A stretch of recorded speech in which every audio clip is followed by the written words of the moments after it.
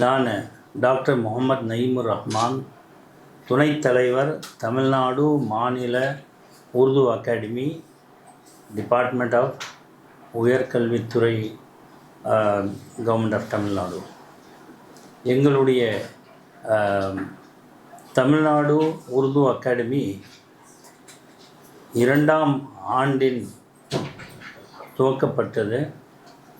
இந்த உருது அகாடமி கிட்டத்தட்ட 23 மாநிலங்களில் செயல்பட்டு வருகின்றது. உருது அகாடமி அந்தந்த மாநிலத்திலும் செயல்பட்டு சீரும் சிறப்பாக செயல்பட்டு வருகின்றது. அதை போலவே தமிழ்நாடு மாநில உருது அகாடமி 2ஆம் ஆண்டு துவக்கப்பட்டது. அன்றையிலிருந்து இந்த அகாடமி மிக சிறப்பான முறையில் சீரும் சிறப்பாக செயல்பட்டு வருகின்றது. ஆகையால் இப்பொழுது இன்றைய நம்மளுடைய சந்திப்பு எதற்காக என்றால், உயர்கல்வித்துறையின் சார்பாக மானிய கோரிக்கை எண் 20 என்ற நேற்று முன்தின தினம் 24 ஆகஸ்ட் 20 அன்றைக்கு டிமாண்ட் மானியம் கோரிக்கை அறிவிக்கப்பட்டது. எங்களுடைய உயர்கல்வித்துறை அமைச்சர் அவர்கள் இந்த தமிழ்நாடு உருது அகாடமியுடைய தலைவராக இருக்கின்றார்கள். அவர் இந்த மானிய கோரிக்கையை அறிவித்தார். அந்த அறிவிப்பில் தமிழ்நாடு மாநில உருது அகாடமிக்கு 1 கோடி ரூபாய் கொடுக்கப்படுகின்றது என்று அந்த அறிக்கை தெரியப்படுத்தினார். அதற்காக தான் நாங்கள் இந்த தமிழ்நாடு மாநில உருது அகாடமி உடைய துணைத் தலைவர் என்ற முறையிலும், எங்களுடைய தமிழ்நாட்டில் உருது மொழி பேசுகின்ற கிட்டத்தட்ட 18 லட்சம் பேர் அவர்களின் சார்பாக எங்களுடைய நெஞ்சார்ந்த நன்றியினை மாண்புமிகு முதலமைச்சர் அவர்களுக்கு சமர்ப்பிக்கின்றோம். அது மட்டும் இல்லாமல் உயர்கல்வித்துறை அமைச்சர் அவர்களுக்கும் எங்களுடைய நெஞ்சார்ந்த நன்றியினை தெரிவித்துக் கொள்கிறோம். இந்த மாநில உருது அகாடமிக்காக அந்த தமிழ்நாட்டில் உருது மொழியின் பாதுகாப்பு, வளர்ச்சி மற்றும் மேம்பாட்டிற்காக தமிழ்நாடு உருது அகாடமி 2ஆம் ஆண்டு துவக்கப்பட்டு செயல்பட்டு வருகிறது. தமிழ்நாடு அரசு உருது அகாடமி சார்பாக கோரிக்கை வைத்தும் எங்களின் தேவையை உணர்ந்து உடனே அதை செயல்படுத்தும் நோக்கில் தமிழ்நாடு அரசின் உயர்கல்வித்துறையின் கீழ் 1 கோடி ரூபாய் நிதி ஒதுக்கீடு செய்யப்படும் என்ற அறிவிப்பு வெளியாகி உள்ளதற்கு தமிழ்நாடு மாநில உருது அகாடமியின் துணைத் தலைவர் டாக்டர் முகமது நயீமுர் ரஹ்மான் அவர்கள் மனமார்ந்த நன்றியையும் பாராட்டையும் தெரிவித்துள்ளார். தமிழ்நாடு முதலமைச்சர் மாண்புமிகு திரு ஜோசப் விஜய் அவர்களின் தலைமையிலான அரசு மொழிகளின் வளர்ச்சிக்கும், குறிப்பாக சிறுபான்மை மொழிகளின் பாதுகாப்புக்கும் அளித்து வரும் முக்கியத்துவம் பாராட்டுக்குரியது. உருது மொழி மற்றும் அதன் பண்பாட்டு பாரம்பரியத்தை பாதுகாத்து அடுத்த தலைமுறையிடம் கொண்டு சேர்க்கும் வகையில் இந்த நிதி ஒதுக்கீடு மிகுந்த பயனுள்ளதாக அமையும் என நான் நயீமுர் ரஹ்மான் தெரிவித்துக் கொள்கிறார். மேலும் மாண்புமிகு கல்வித்துறை அமைச்சர் திரு பே. விஸ்வநாதன் அவர்களின் வழிகாட்டுதலும் உயர்கல்வித்துறை அதிகாரிகளின் ஒத்துழைப்பும் இந்த முக்கியமான நிதி ஒதுக்கீடு கிடைக்கப் போகிறது உதவியுள்ளதாக அவர் குறிப்பிட்டுள்ளார். உருது மொழியின் கல்வி, வளர்ச்சி, ஆராய்ச்சி நடவடிக்கைகள், மொழி மேம்பாட்டு பணிகள், உருது ஆசிரியர்கள் மற்றும் மாணவர்களுக்கான கல்வி சார்ந்த திட்டங்கள், உருது இலக்கியம் மற்றும் பண்பாட்டை ஊக்குவிக்கும் நிகழ்ச்சிகள் உள்ளிட்ட பல்வேறு பணிகளுக்கு இந்த நிதி பயன்படுத்த வாய்ப்பு உருவாக்கியுள்ளது.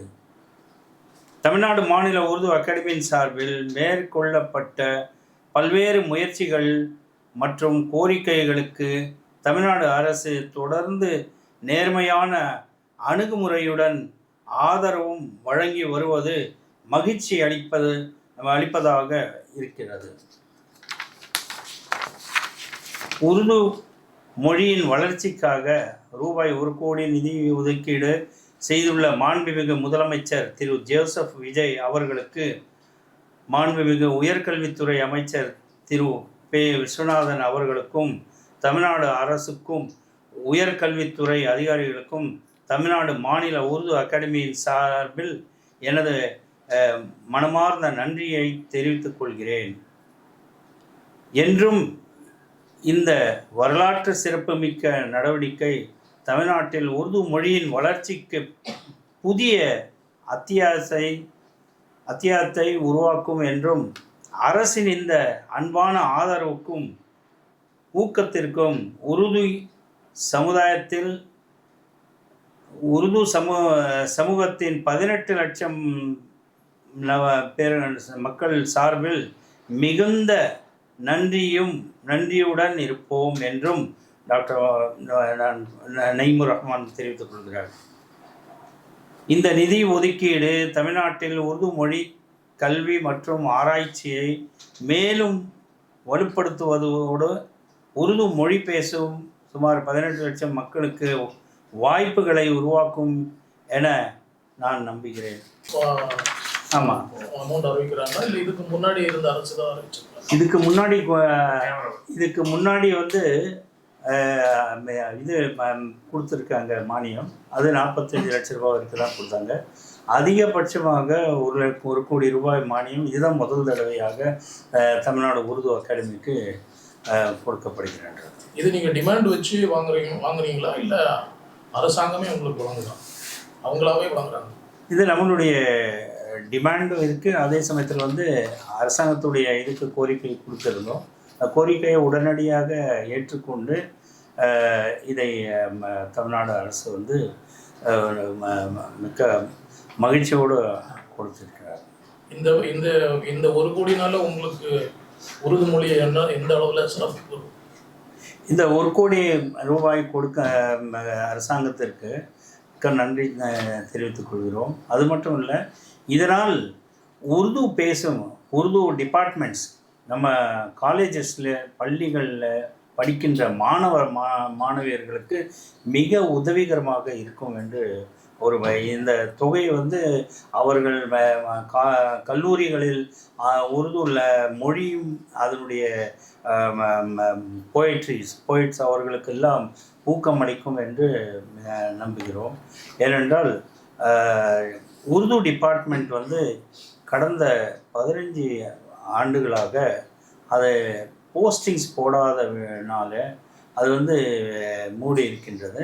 இப்பொழுது புதுதாக அரசாங்கத்துடைய நடவடிக்கையினால் 17 அரசாங்க கவர்மெண்ட் ஆர்ட்ஸ் அண்ட் சயின்ஸ் காலேஜில் உருது மொழியுடைய டிபார்ட்மெண்ட்கள் வந்து திறக்கப்படுகின்றது. இந்த உருது மொழியில் வந்து செகண்ட் லாங்குவேஜ் உருது விருப்பம் உள்ளவர்கள் உருது, தமிழ், மலையாளம், கன்னடா, தெலுங்கு அந்த மாதிரி செகண்ட் லாங்குவேஜ் இருக்குது இல்லையா, அந்த மாதிரி எடுத்து படிக்கலாம்.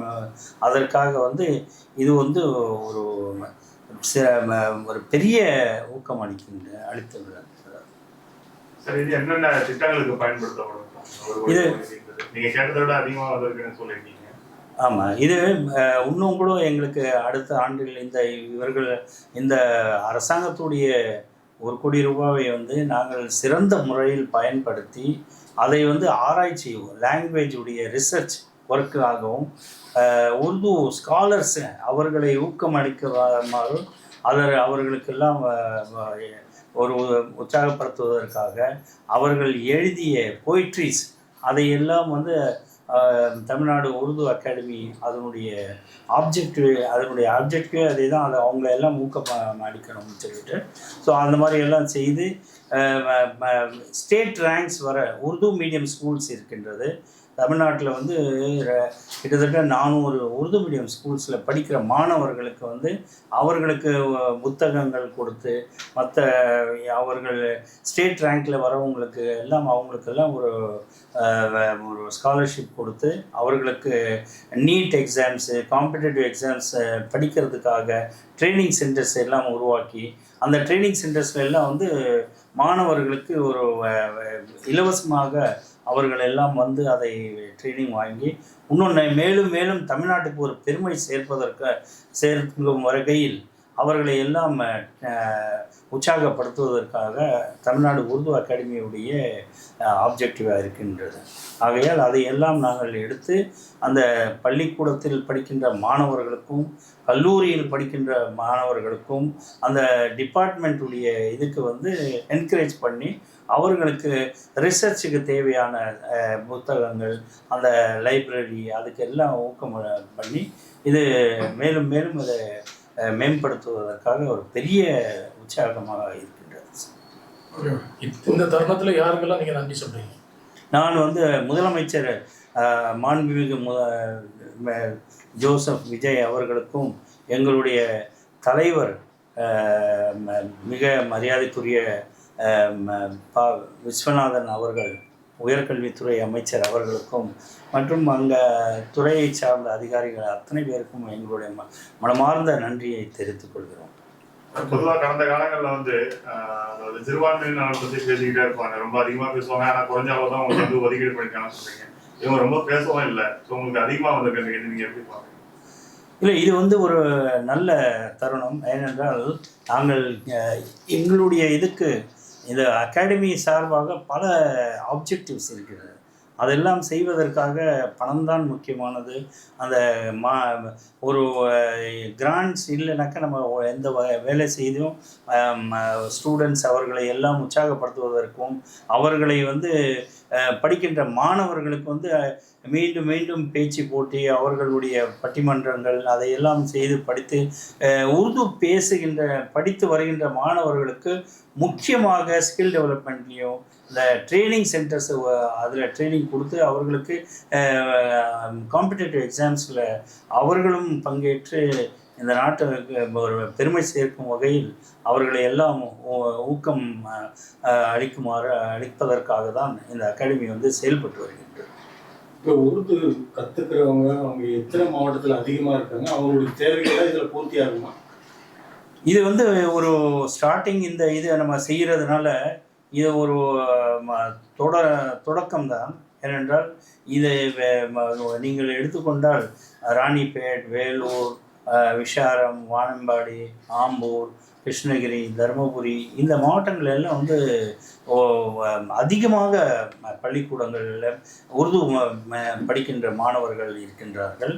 அரசு பள்ளிகளில் மாணவர்கள் நல்ல முறையில் உருது மீடியம் ஆஃப் இன்ஸ்ட்ரக்ஷன் உருதுவில் தான் அவர்கள் வந்து +2 வரைக்கும் படித்து கொண்டு அதற்கு பிறகு BA உருது என்ற ஒரு சப்ஜெக்டை எடுத்து MA உருது ரிசர்ச் அப்படியே போய் டீச்சர் வேலையாக போயிட்டு அவருடைய பயணம் வந்து அந்த மாதிரி செய்து வருகிறார்கள்.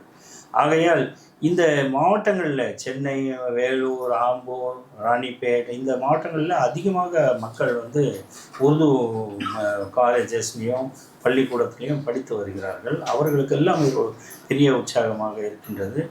நாங்கள் அரசாங்கம் வந்து ஒரு நல்ல ஒரு எங்களுடைய கோரிக்கையை உடனடியாக ஏற்றுக்கொண்டு எங்களுக்கு வந்து முதல் தடவையாக அதிகமான ஒரு தொகையை அளித்ததற்கு எங்களுடைய நெஞ்சார்ந்த நன்றியை தெரிவித்துக் கொள்கிறோம். ஓகே.